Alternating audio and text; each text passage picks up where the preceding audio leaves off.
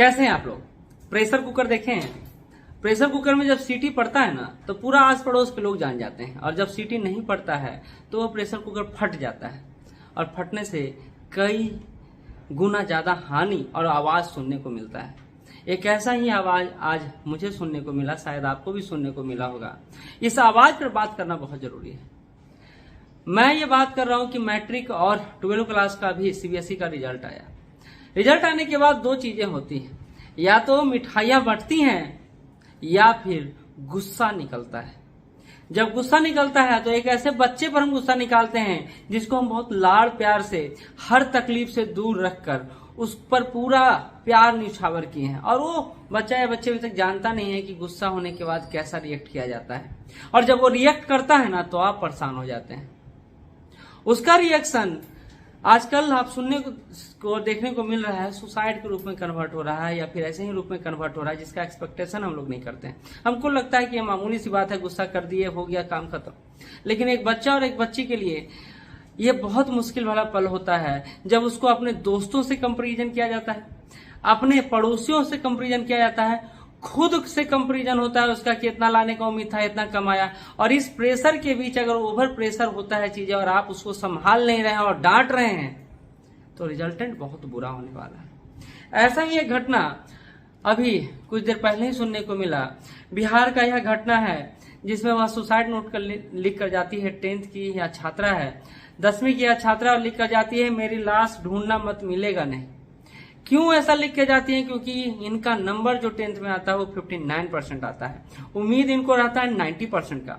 नहीं ना लाने के कारण ये उम्मीद शायद खो चुकी थी, जिसका पता शायद घर वालों को नहीं चला, और इसी क्रम में यह हादसा सुनने को मिला। बहुत ही भयावह स्थिति है। शायद ये फोटो कल आप भी पेपर में देखें या आज आप देख रहे होंगे कहीं। ऐसा क्यों होता है?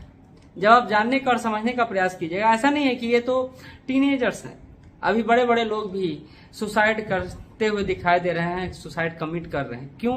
क्योंकि प्रेशर वो हैंडल नहीं कर पा रहे हैं। पटना हो, प्रयागराज हो, दिल्ली हो, मुंबई हो, कई सारे जगहों पर आप सुसाइड की बातें सुनते होंगे। चर्चा इस पर होना चाहिए। लगातार छात्र टारगेटेड होते आ रहे हैं। टारगेट उनको कोई और नहीं कर रहा, बल्कि घर वाले ज्यादा कर रहे हैं, या फिर आस पड़ोस वाले, या फिर जाने पहचाने लोग ज्यादा कर रहे हैं। और इस प्रेशर को वो हैंडल नहीं कर पाते हैं, क्योंकि बचपन से हमने उनको सिखाया नहीं है कि प्रेशर कैसे हैंडल किया जाता है। बच्चों से जब बात करते हैं तो हमेशा हंसते हैं, खिलखिलाते हैं, खुश होते हैं, खुश करते हैं, लेकिन ये नहीं सोचते हैं कि कभी दुख भी आएगा इसके जीवन में, और जब दुख आएगा तो ये बच्चा कैसे रिएक्ट करेगा, कैसे उसको हैंडल करेगा, कैसे टैकल करेगा, उसके बारे में नहीं सोचते हैं। हमको लगता है हम अपने बच्चे को कभी दुख ही नहीं देंगे, लेकिन ये दुख अनायास ही आ जाता है, और इस पर आपका काबू नहीं रहता है, बच्चे का भी काबू नहीं रहता है। क्यों?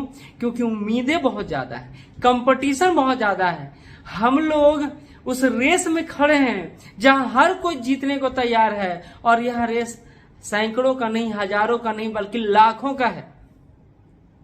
ऐसे में अपने बच्चे के साथ खड़ा रहना बहुत जरूरी है। लेकिन हम लोग करते क्या है? तो फलनवा का बेटवा इतना लाया है, तुम क्या लाए हो, ये इतना पहुंच गया, तुम क्या पहुंचे हो, शर्म नहीं आता है, लूजर्स कहीं का, ये वो, कई सारी बातें, कई सारी उपमाओं से अपने बच्चों को हम लोग इंगित करते हैं, और ये समझते नहीं है कि इनके साथ क्या बीत रहा होगा। क्योंकि एक तो एग्जाम का रिजल्ट आने के बाद वो खुद ही इतना प्रेशर में है, जो वह बताना चाहता है किसी को, लेकिन बता नहीं पा रहा। ऊपर से आपका प्रेशर उसे और ज्यादा एकांगी बना रहा, अकेला बना रहा है। ऐसे में जाए तो जाए कहां? तो एक दिशा उसको दिखता है, वो है मौत का, आत्महत्या का, जो किसी भी रूप में सही नहीं है, और किसी भी तरह से सिर्फ एक अंक, एक परीक्षा का